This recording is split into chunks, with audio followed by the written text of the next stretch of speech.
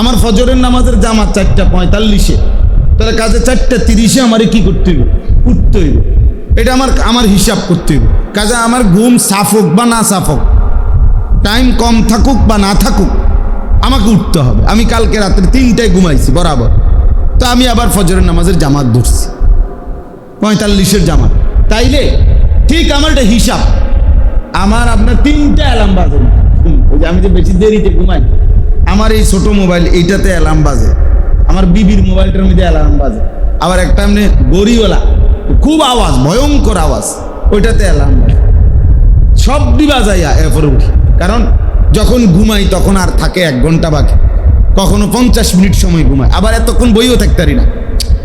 মানে এই 1টা ঘন্টা যে বসে থাকুন শরীরের পক্ষে আর এত সারা রাত সারাদিন মেহনত করে গিয়া আর কুলাইতে পারি না। তাইলে কিন্তু আমাকে তো উঠতেই হবে, এটা আমার জিম্মাদারি।